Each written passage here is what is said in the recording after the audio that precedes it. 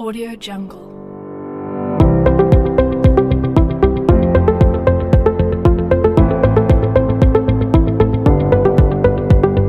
Audio Jungle.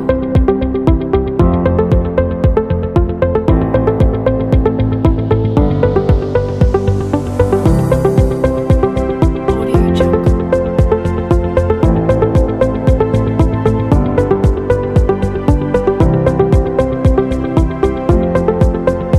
Audio Jungle.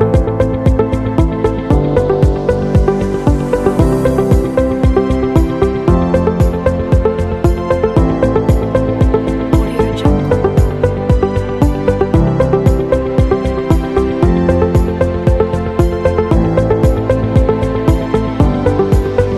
Audio Jungle.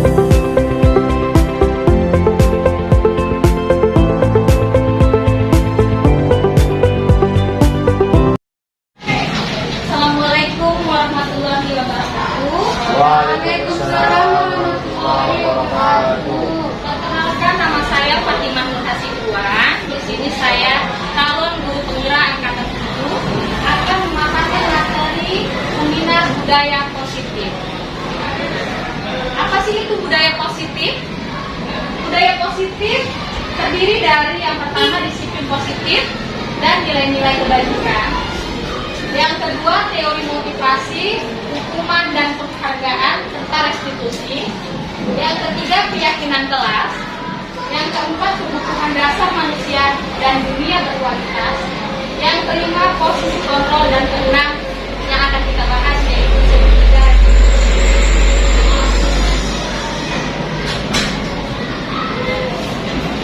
Nah, peran guru dalam menerapkan budaya positif. Jadi budaya positif adalah perwujudan dari nilai-nilai kebajikan atau keyakinan yang disepakati seluruh warga sekolah. Nah, budaya positif ini diawali dengan perubahan paradigma teori kontrol, di mana guru berada pada posisi menuntun murid menjadi insan yang lebih baik lagi. Yang pertama dibahas ini disiplin positif dan nilai-nilai kebajikan. Nah, tujuan mempelajari disiplin positif ini yang pertama, kita ingin menghargai diri sendiri dengan nilai-nilai yang mereka percaya. Yang kedua yaitu mereka ingin menjadi orang yang menjunjung tinggi nilai untuk dihargai dengan tujuan yang mulia. Selanjutnya disiplin positif merupakan pendekatan mendidik anak untuk melakukan kontrol diri dan pembentukan kepercayaan.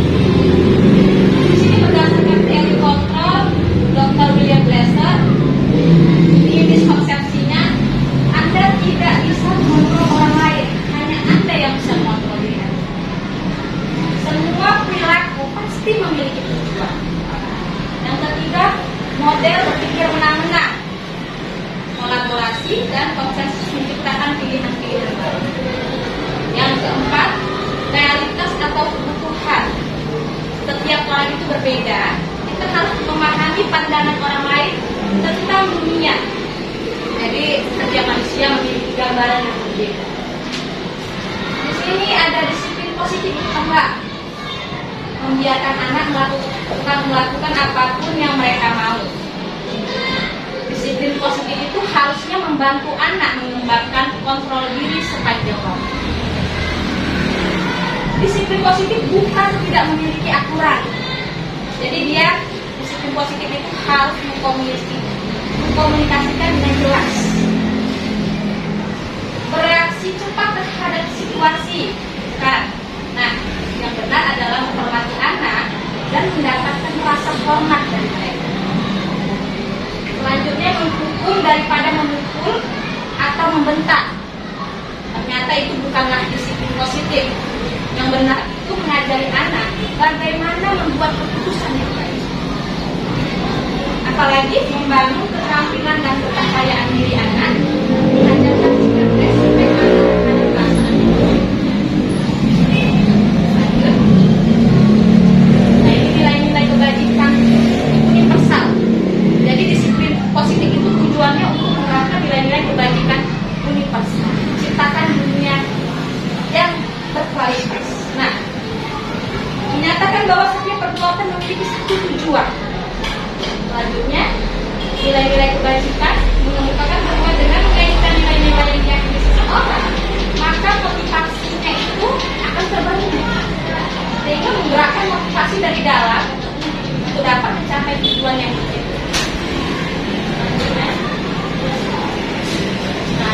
ada proyek nilai-nilai kebajikan.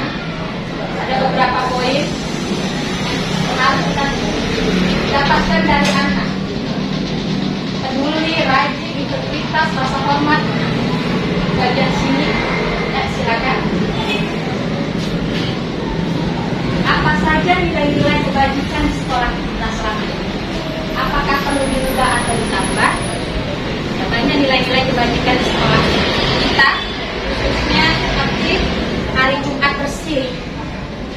Jadi sepertinya itu harus kita tambah lagi. Belum lagi kita melakukan nilai-nilai kebajikan seperti kegiatan literasi dan dalam bidang agama yaitu Jumat bersih. Selanjutnya, nah, teori motivasi, hukuman, penghargaan, dan restitusi.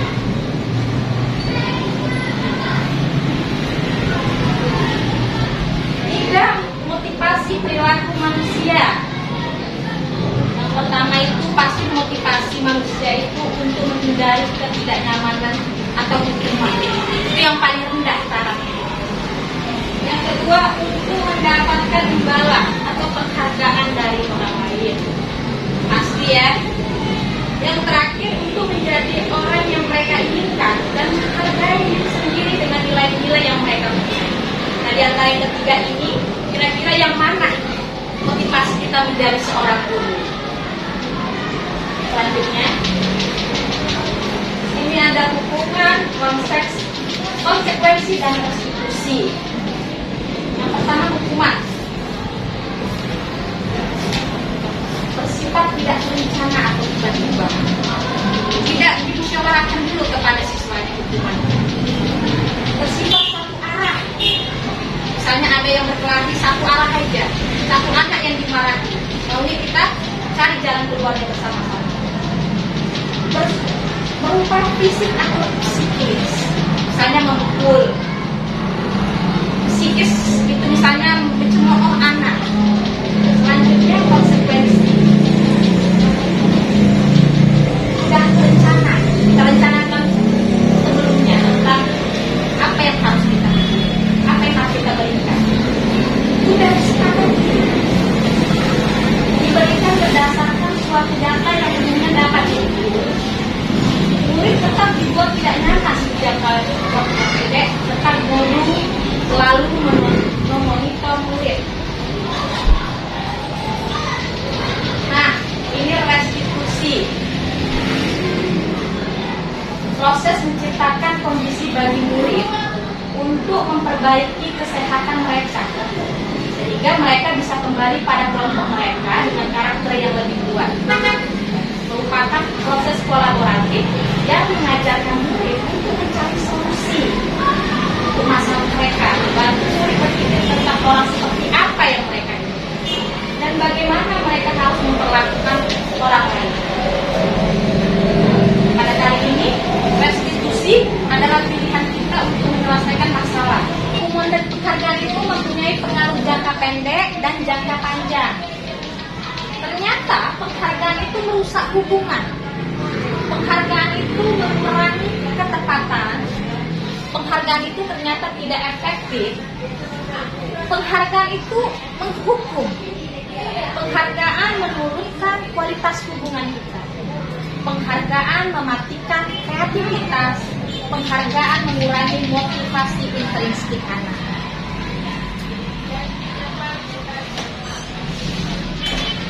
Nah, hukuman penghargaan. Ini contoh kasus ya. Iva kurang menguasai pelajaran matematika, sehingga pada saat pelajaran tersebut berlangsung, dia lebih banyak diam atau menggambar di buku pelajarannya. Pada saat guru matematikanya Pak Seno menanyakan pertanyaan, Iva menjadi gugup dan tak sengaja menjatuhkan tasnya dari kursi, serta tiba-tiba menjadi gagap pada saat berupaya menjawab. Seluruh kelas pun tertawa melihat perilaku Iva yang berbicara tergagap dan terkejut tersebut. Nah, Pak Seno ini pada saat itu membiarkan teman-teman Iva menertawakannya.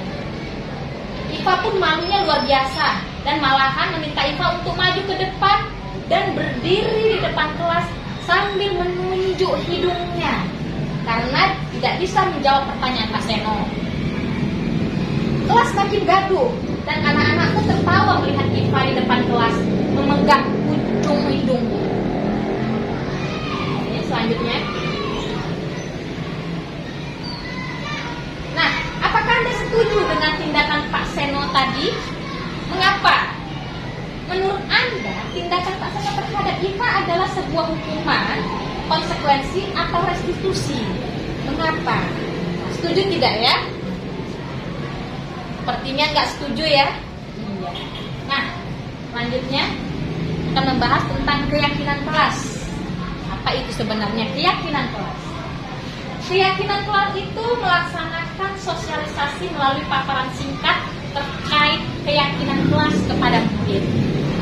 Menyusun keyakinan kelas bersama murid senantiasa dibuat dalam bentuk kata-kata positif. Nah, menempatkan keyakinan kelas di tempat yang mudah dilihat oleh anak. Melakukan pendalaman pada setiap keyakinan melalui kegiatan-kegiatan sederhana di awal pembelajaran. Selanjutnya bersedia meninjau kembali keyakinan kelas dari waktu ke waktu. Jadi keyakinan kelas itu merupakan nilai-nilai kebajikan atau prinsip-prinsip universal yang disepakati bersama. Baru lepas dari latar belakang suku, negara, bahasa maupun agama. Nah, ini beberapa prosedur pembentukan keyakinan kelas. Pertama itu pahami nilai keyakinan kelas yang akan dibuat. 2. Tuliskan pada kertas post-it. 3. Tempelkan post-it pada whiteboard. 4. Kelompokkan keyakinan kelas tersebut. 5. Tuliskan pada karton keyakinan kelas yang sudah disepakati bersama. 6. Keyakinan kelas ditandatangani oleh seluruh murid. Nah, keyakinan kelas ini dulu namanya itu peraturan kelas dan diganti dengan kesepakatan kelasnya yang sekarang keyakinan kelas karena didasari dari motivasi intrinsik di dalam diri. Nah, ini contoh keyakinan kelas 6A yang sudah saya buat. Di sini ada hormat. Jadi murid-murid itu menulis, kami meyakini bahwa sangat penting untuk menghargai dan menghormati sesama. Dalam bekerja, ini kami meyakini bahwa sangat penting untuk mengerjakan segala pekerjaan dengan tertib dan nyaman. Yang ketiga ini kebersihan. Kami meyakini bahwa sangat penting untuk selalu menjaga kebersihan kelas. Ya, silakan. Ini berupa video keyakinan kelas saya. Silakan dibuka. Selamat menonton.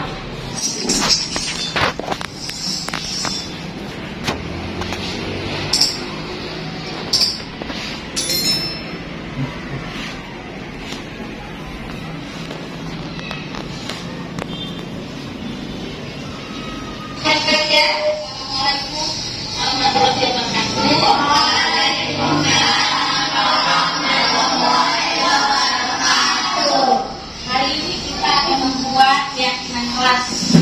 Keyakinan di kelas kita sendiri kelas 6. Ini berdasarkan tentang bagaimana kita mau keadaan di kelas. Ya kan? Jadi pertanyaan lagi nih. Pertanyaannya sama. Kita mau kelas yang bagaimana di kelas? Terus? Tenang. Terus gimana? Rapi. Terus lagi? Bersih. Lagi? Wangi. Ya. Ini lagi ya. Lagi? Disiplin. Apa lagi? Ramah. Menyenangkan gak? Iya, itu masih menyenangkan kan? Ya, sama-sama senang. Jadi, dibagikan namanya COVID. Isi di dalamnya keinginan kalian, keyakinan kalian, kalian ingin terlihat dari apa? Kalian ingin sebagai apa? Boleh ditulis di sini. Saya ingin kelas yang tenang. Tidak ada orang yang ngomong kotor. Boleh ya, apa lagi? Apa lagi? Kalian pengen kelas yang mana? Iya, tidak mungkin.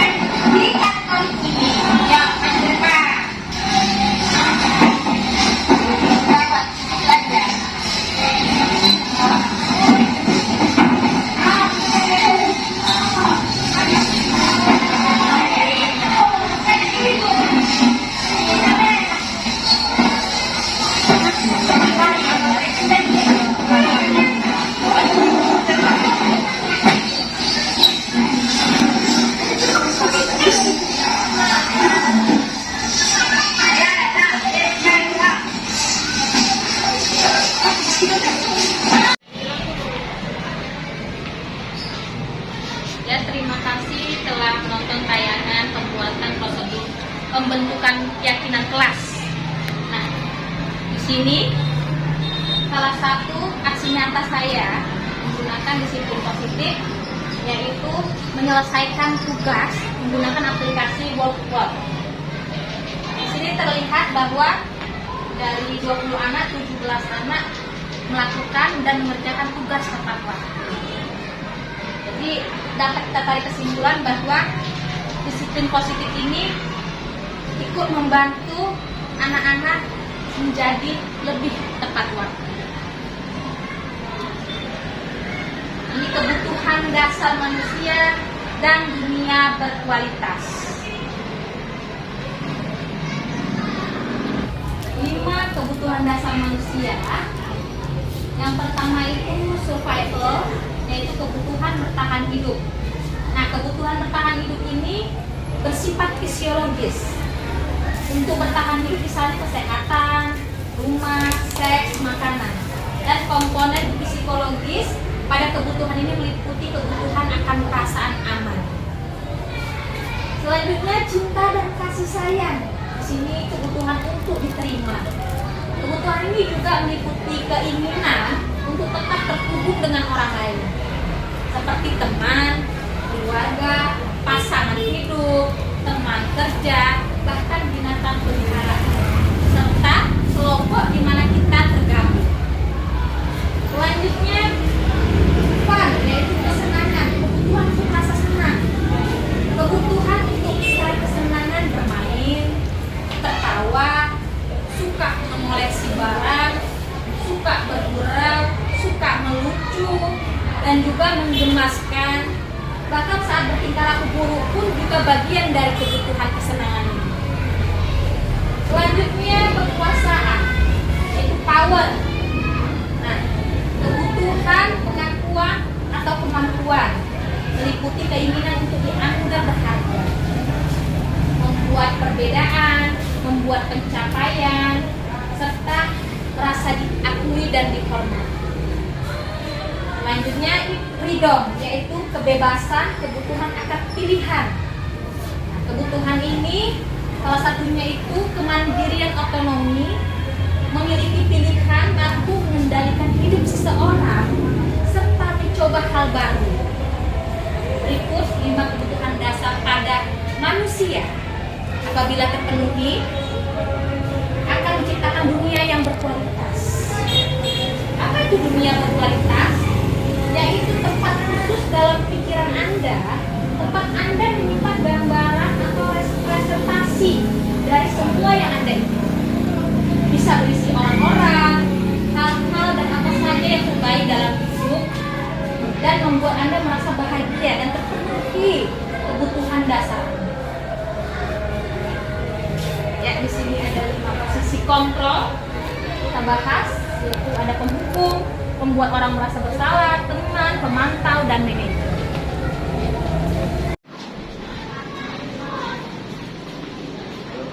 Yang pertama tadi penghukum, kedua membuat orang merasa bersalah, yang ketiga teman.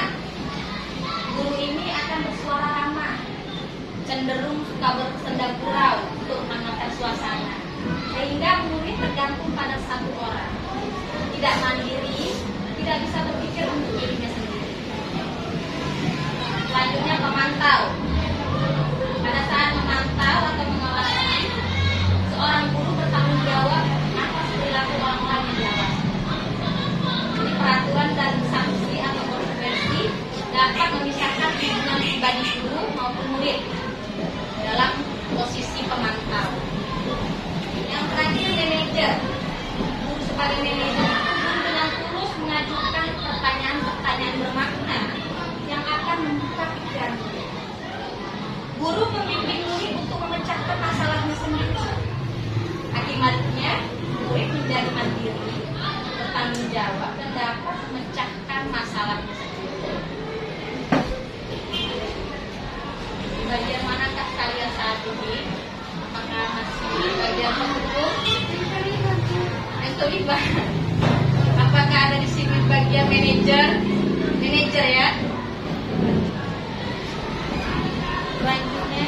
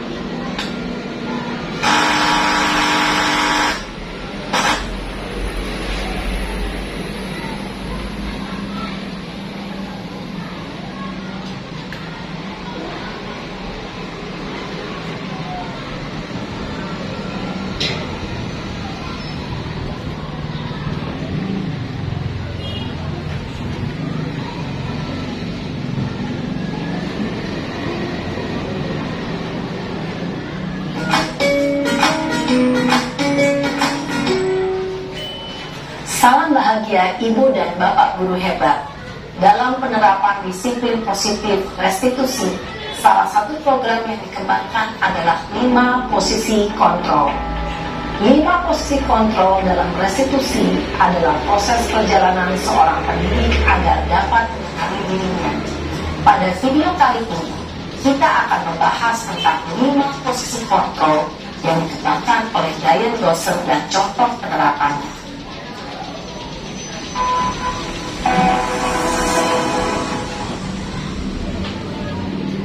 5 posisi kontrol itu adalah 1. Posisi penghukum. 2. Posisi pembuat rasa bersalah. 3. Posisi teman. 4. Posisi pemantau atau monitor. Dan 5. Posisi manajer. Untuk lebih memahami kelima posisi tersebut, mari kita saksikan kasus Naren yang terlambat hadir 20 menit di sekolah dan melihat bagaimana kelima posisi kontrol dalam menghadapi masalah tersebut.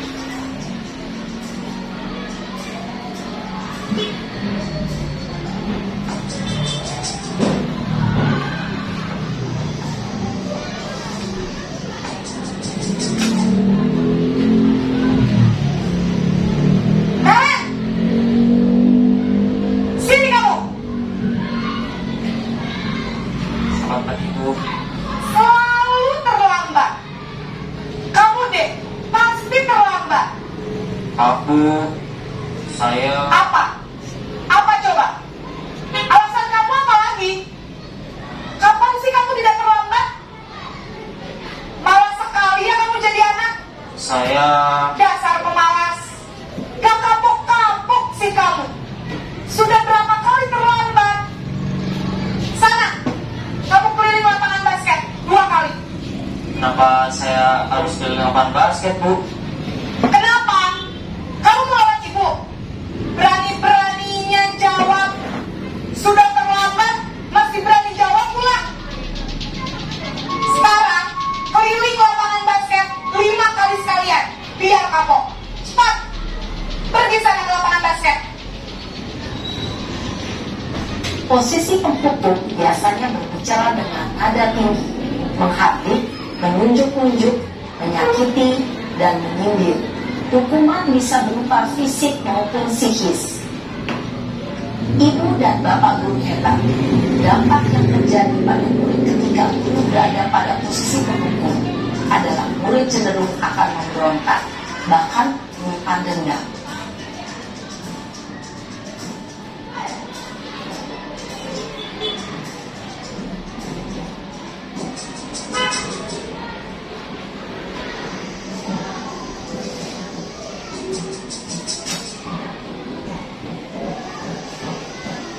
Naren!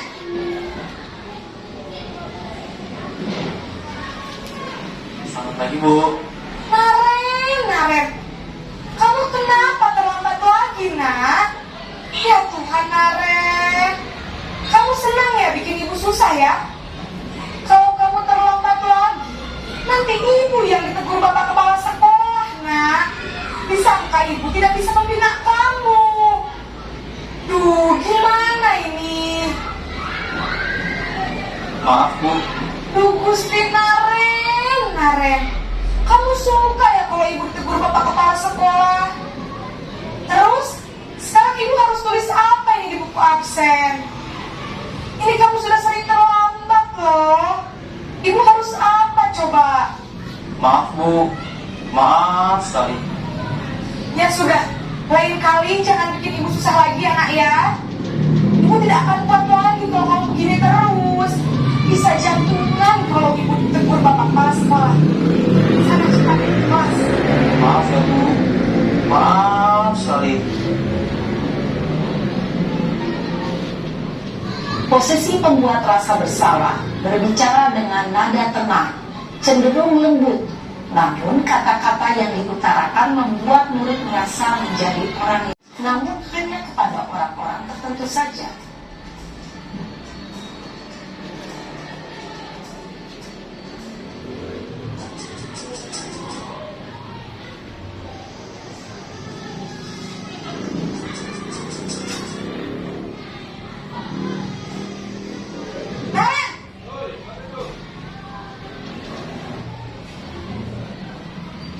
Bu. Naren, apa peraturan sekolah kita tentang jam berapa kita harus masuk sekolah, nak? Kita harus di sekolah jam 7, Bu. Iya betul, sekarang sudah jam 7.20. Naren sudah tahu konsekuensinya jika terlambat hadir. Paham, Bu. Saya harus tinggal kelas pas jam istirahat selama 20 menit. Iya benar, konsekuensinya demikian. Jadi nanti jam 9.30 pas istirahat, kamu harus tinggal di kelas, kerjakan tugas tambahan untuk ketertinggalan kamu, ya?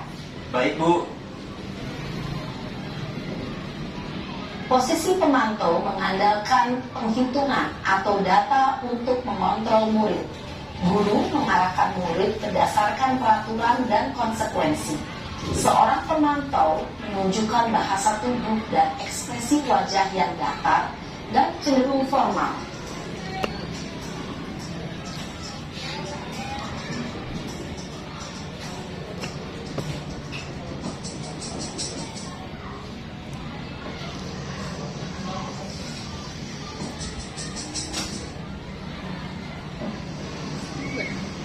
Naren!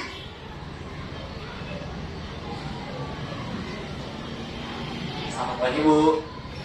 Selamat pagi, Naren. Maaf, Bu. Saya terlambat. Ya, sekolah masuknya jam 7, sekarang sudah jam 7.20. Jadi sekarang bagaimana ini, Naren? Maaf, Bu. Saya lupa setel alarm saya semalam. Baiklah, menurut kamu, keyakinan sekolah yang mana yang perlu kamu tingkatkan? Menghargai diri sendiri dan orang lain mungkin ya, Bu. Setuju. Jadi, apakah Naren meyakini prinsip saling menghormati tersebut? Iya, Bu. Saya meyakininya. Apakah Naren bersedia memperbaiki masalah keterlambatan ini? Bersedia, Bu. Bagaimana kamu akan perbaiki masalah keterlambatan ini? Saya akan coba untuk tidak lupa menyetel alarm saya, Bu. Baik, kalau Naren lupa menyetel alarm di rumah, ada orang yang kira-kira bisa bantu mengingatkan tidak? Ada, Bu. Kakak saya, Kak Emma. Ada lagi selain Kak Emma? Selain Kak Emma, ada ibu saya. Baik, jadi yang mengingatkan Naren adalah Kak Emma dan ibu kamu, ya? Kira-kira akan mulai start alarm kapan nih, Naren? Setelah pulang sekolah, akan segera saya lakukan. Baik, jadi Naren akan setel alarm untuk bangun besok pagi dan akan diingatkan oleh kakak dan ibunda Naren, ya? Ada lagi yang mungkin perlu dilakukan, Naren? Agar tidak terlambat bangun lagi. Tidak ada, Bu. Baik, Naren. Terima kasih untuk kerjasama kamu. Sekarang kamu perlu kembali ke kelas untuk belajar. Baik, Bu. Terima kasih. Posisi manajer adalah posisi kontrol yang disarankan untuk membimbing murid memiliki sikap disiplin yang positif, yaitu murid yang mandiri, bertanggung jawab, dan dapat memecahkan masalah. Tujuan dari posisi ini adalah agar murid dapat berefleksi atas tindakannya. Guru akan dengan tulus memberikan pertanyaan-pertanyaan bermakna, sehingga membuat murid dapat belajar dari kesalahannya dan mencari sebuah solusi untuk menyelesaikannya. Ibu dan Bapak guru hebat, setelah mengamati adegan kelima posisi kontrol tadi, kira-kira posisi mana yang paling ideal? Posisi mana yang dapat menunjang motivasi intrinsik murid? Ya, tentu posisi manajer. Posisi ini memang posisi ideal yang ingin dituju setiap pendidik. Pada posisi inilah, guru dapat menerapkan disiplin positif yang berpihak pada murid, yang memerdekakan murid. Perjalanan seorang pendidik tentunya tidak mudah untuk sampai pada posisi seorang manajer. Namun, tujuan kita pasti, yaitu menciptakan murid-murid yang mandiri, merdeka, dan bertanggung jawab. Semoga penggambaran 5 posisi kontrol yang telah diperlihatkan ini dapat menjadi ajang refleksi bagi kita semua, agar dapat terus mengasah dan menerapkan disiplin positif yang memerdekakan murid. Mari terus berlatih dan bersemangat. Selamat menerapkan. Salam dan bahagia Ibu dan Bapak guru hebat.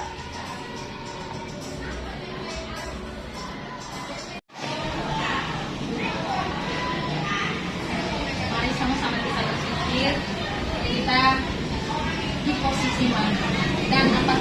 mau merubah diri kita sendiri. Dan ini ada penerapan segitiga restitusi. Yang pertama itu menstabilkan identitas. Jadi saat kita menemukan masalah di dalam murid, kita harus menerapkan segitiga restitusi itu. Membuat kesalahan adalah sesuatu yang wajar. Manusia tidak ada yang sempurna. Jadi terlebih dahulu kita menstabilkan dulu perasaan. Terus yang kedua, menanyakan validasi tindakan yang salah. Jadi opsinya kamu melakukannya karena mempertahankan sesuatu yang penting bagimu kan? Kita buat kita berpihak pada dia. Kamu bukan melakukannya tanpa alasan tertentu. Selanjutnya yang ketiga yaitu menanyakan keyakinan yang ada pada dirinya sebagai keluarga atau teman sekelas, apa yang kita yakini, nilai-nilai apa yang kita yakini.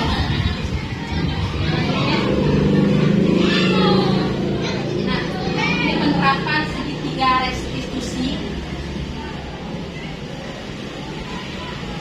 Silakan ditonton.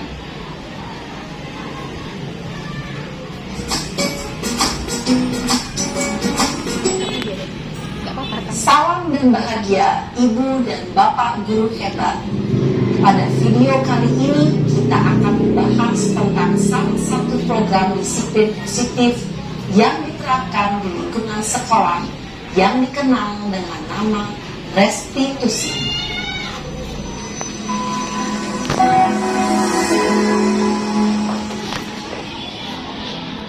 Restitusi dikembangkan oleh pakar pendidikan Dayan Gossi berlandaskan pada teori metodologi dari Indonesia.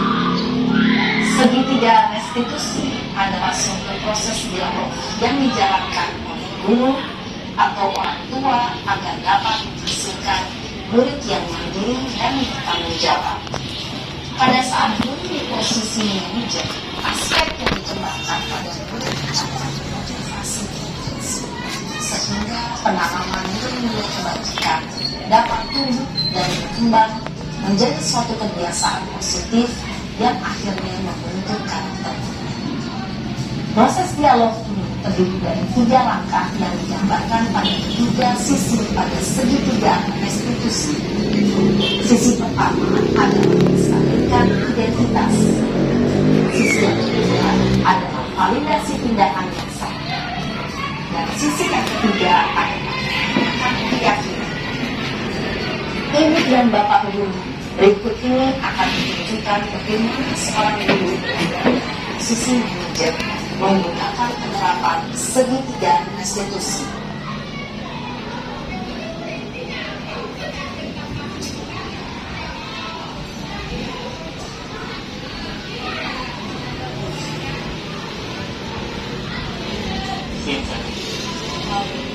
Sudah lama nggak ketemu? Kenapa? Kesel Pak, kesel banget. Masa aku dikatain tukang fitnah Pak? Ya aku marah loh. Aku balik ngatain Eka di depan kelas. Kesel banget. Oh begitu. Ya pasti kamu marah dan kesal. Bapak juga akan marah apabila ada yang menuduh Bapak seperti itu.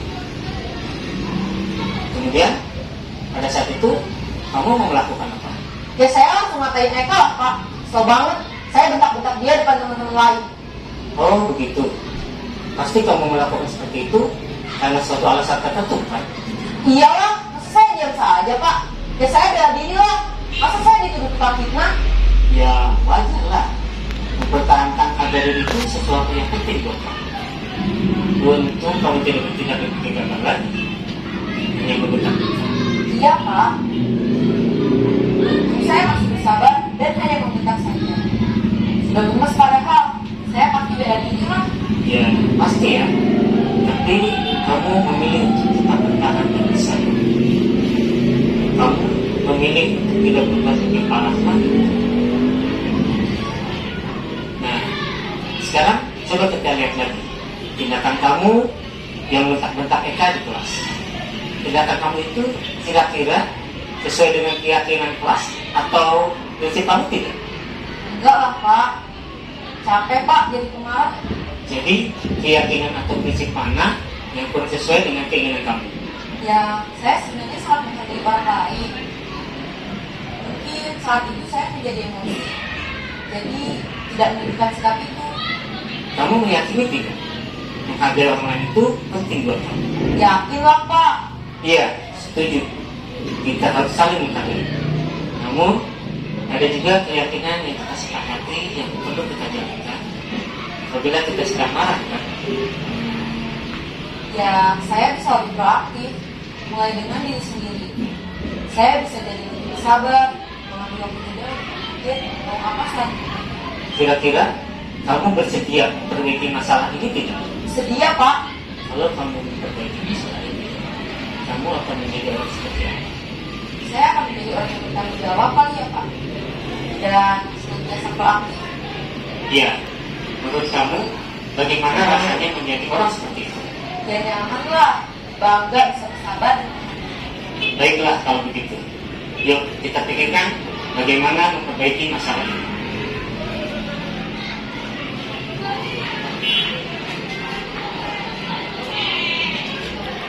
Ibu dan Bapak guru hebat. Baru saja kita menyaksikan contoh bagaimana seorang guru berada dalam posisi manajer menggunakan penerapan segitiga restitusi. Mari kita bahas satu persatu. Pada sisi pertama, menstabilkan identitas berdasarkan prinsip bahwa membuat kesalahan adalah bagian dari proses belajar. Sisi pertama dari segitiga ini berperan menggeser identitas murid dari identitas gagal ke identitas sukses. Murid yang sedang bertingkah laku yang tidak pantas atau menarik diri saat itu sedang mengalami identitas gagal. Bila kita mengkritiknya, maka posisinya tidak akan berubah. Kita bisa mengajukan pernyataan ini. 1. Membuat kesalahan sesuatu yang wajar. 2. Manusia tidak ada yang sempurna. 3. Kita bisa memperbaiki kesalahan. 4. Saya tidak menanyakan kesalahan. Saya lebih fokus bagaimana memperbaiki masalah ini. 5. Apakah saat ini kamu telah menjadi orang yang baik untuk dirimu sendiri? Pada sisi kedua, validasi tindakan yang salah berlandaskan pada prinsip bahwa setiap perilaku berupaya memenuhi suatu kebutuhan tertentu. Guru yang telah memahami teori kontrol akan bergeser dari pemikiran stimulus respon menjadi proaktif dan mencoba untuk mengenali tujuan dari perilaku murid, mengenali dan mengakui kebutuhan murid ini dapat memperbaiki hubungan dengan murid tersebut. Pernyataan atau pertanyaan bisa disampaikan dengan nada suara tidak menghakimi atau memojokkan, sehingga dapat menempatkan murid pada posisi tersebut. 1. Kamu bisa saja bertindak lebih gegabah lagi dari kamu. Kamu bukan melakukannya tanpa suatu alasan tertentu. 3. Kamu melakukannya karena mempertahankan sesuatu yang penting bagi kamu. 4. Mungkin kamu bisa mempelajari suatu perilaku baru yang lebih efektif. Bersediakah kamu mempelajarinya? Selanjutnya, kita akan simak sisi terakhir, yaitu menanyakan keyakinan. Teori kontrol menyatakan bahwa pada dasarnya kita termotivasi secara intrinsik. Pada saat perilaku yang salah telah divalidasi dan identitas sukses telah stabil, maka murid telah siap mengaitkan keyakinan-keyakinannya dengan tindakannya yang salah dan pemikirannya geser ini menjadi orang yang tujuh. Pertanyaan-pertanyaan ini dapat memberikan keyakinan-keyakinan yang ditanggung murid. 1. Sebagai keluarga atau kelas, apa yang kita yakini? 2. Nilai-nilai apa yang telah kita sepakati? 3. Seperti apa gambaran sebuah kelas yang ideal?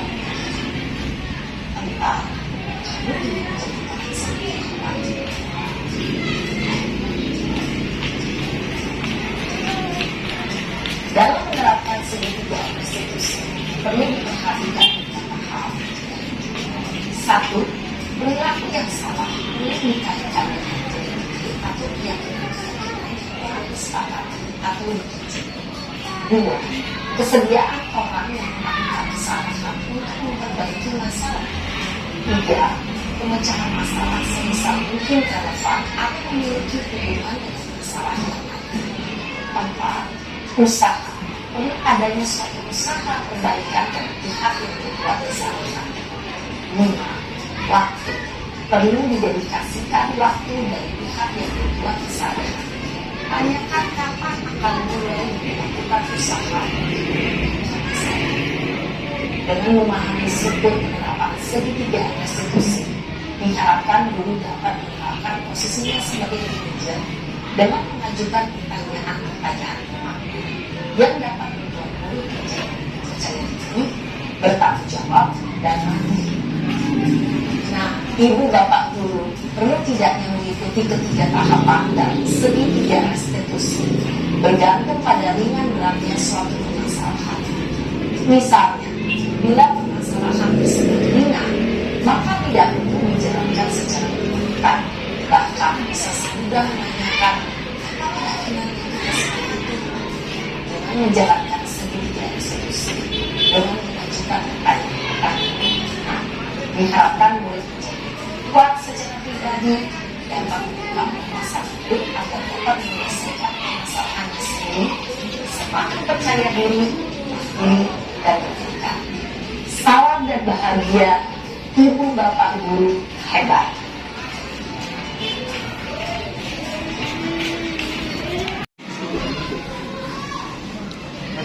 Terima kasih kepada teman-teman yang telah menghadiri seminar disiplin positif. Lebih dan kurang pemaparan saya mohon maaf. Assalamualaikum warahmatullahi wabarakatuh. Waalaikumsalam warahmatullahi wabarakatuh.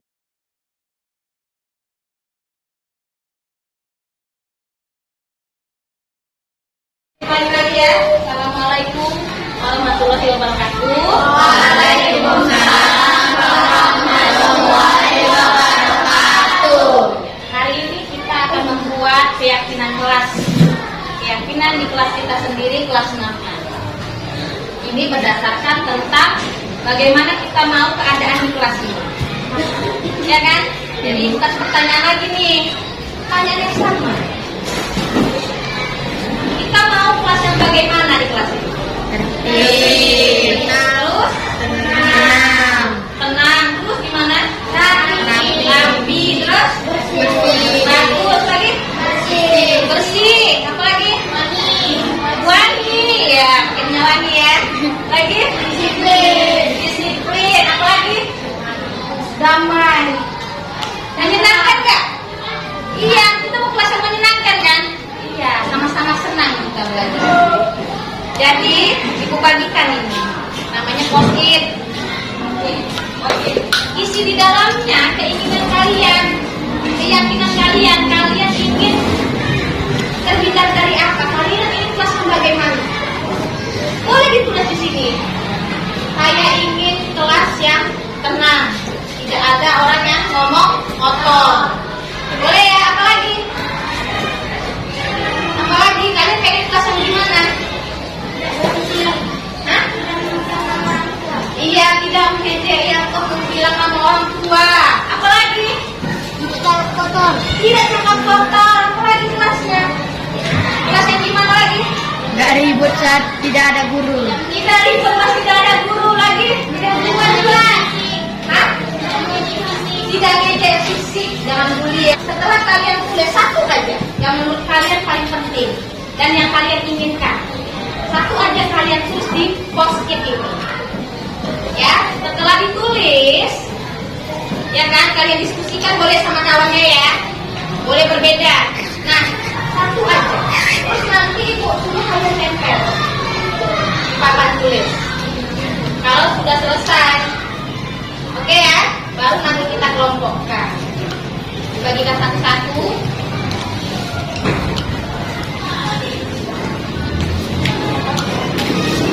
Ini.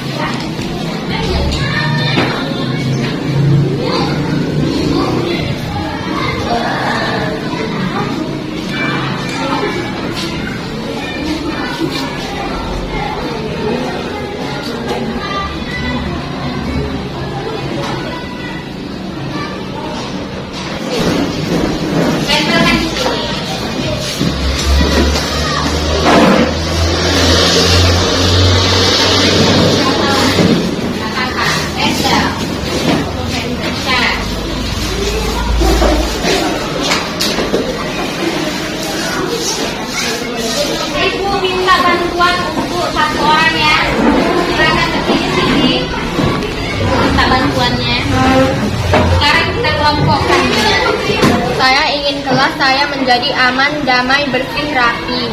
Oke, di sebelah sini, pindah ke sini. Saya ingin kelas menjadi bersih, tertib, dan tidak berkelahi. Bersih. Silakan tempel di sini. Lebih ke bersih ya. Tidak boleh menghina orang tua. Tidak boleh menghina orang tua. Tidak boleh membuli. Tidak boleh membuli lagi. Tidak boleh melancar guru. Tidak boleh ngejek yang berbeda agama lagi. Tidak boleh mengejek fisik. Fisik tidak boleh mengejek fisik. Nah, ini kan semuanya tidak boleh. Tambah dari kalimat yang positif. Menghargai dan iya, saling menghargai dan menghormati. Hormati sesama. Ya kan?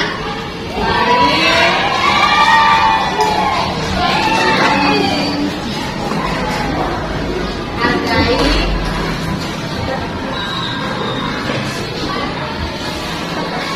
Dan ya, jadi ya.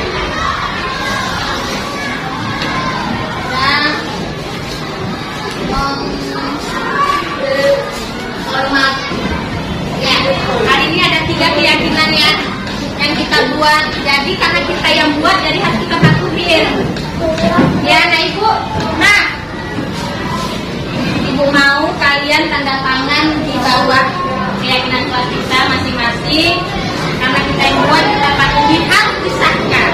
Jadi silakan ke depan tanda tangan di karton ini. Ya, maju ke depan. Bawa kecil-kecil aja.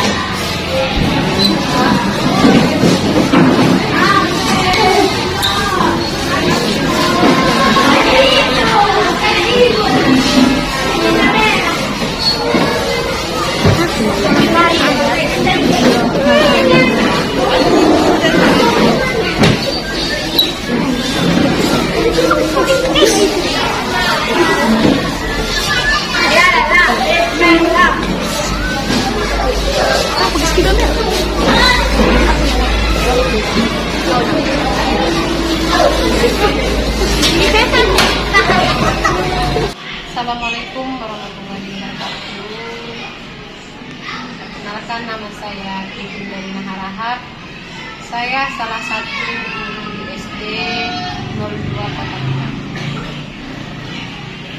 Tanggal 31 Januari rekan kami Ibu Fatimah Hasibuan, calon guru penggerak angkatan 7, mengadakan seminar budaya positif di sekolah kami. Banyak di antara guru yang menghadiri, terutama saya. Hal-hal yang disampaikan Ibu Fatimah sangat banyak. Ada budaya positif, segitiga restitusi, posisi diri, dan banyak yang lainnya. Jadi ilmu-ilmu yang diberikan Ibu Fatimah ini sangat bermanfaat, terutama ketika membuat keyakinan kelas. Jadi ketika Ibu Fatimah menyampaikan tentang materi keyakinan kelas, Ibu Fatimah sudah mengerjakannya terlebih dahulu di kelasnya. Jadi saya sebagai rekan Ibu Fatimah sangat tertarik untuk melakukannya lagi di dalam kelas saya. Setelah seminar kemarin, saya sudah sering dengan Ibu Fatimah. Ibu Fatimah akan membantu saya untuk membuat keyakinan kelas di sekolah saya. Di kelas budaya positif yang sudah dilakukan oleh Ibu Fatimah di kelasnya, yaitu menyanyikan lagu nasional sebelum pembelajaran. Saya juga tertarik untuk melakukannya di kelas saya karena anak-anak sekarang, apalagi murid saya, itu lagu wajib itu banyak yang lupa. Ilmu-ilmu yang diberikan Ibu Fatimah ini sangat bagus, sehingga saya kemarin juga sudah berbicara dengan Ibu Fatimah. Saya selaku ketua KKG di wilayah Kota Pinang akan mengajak Ibu Fatimah menjadi pemateri di KKG kami, karena ilmu yang diberikan Ibu Fatimah ini sangat luar biasa. Karena hanya calon guru penggerak yang mendapatkan ilmu seperti ini. Mungkin begitu saja, sekian dan terima kasih. Assalamualaikum warahmatullahi wabarakatuh. Perkenalkan, nama saya Cindy Auliani. Saya kelas 6A. Kami telah membuat keyakinan kelas bersama. dan kami juga mematuhinya bersama. Dan keyakinan kelas membuat kami lebih disiplin dan bertanggung jawab.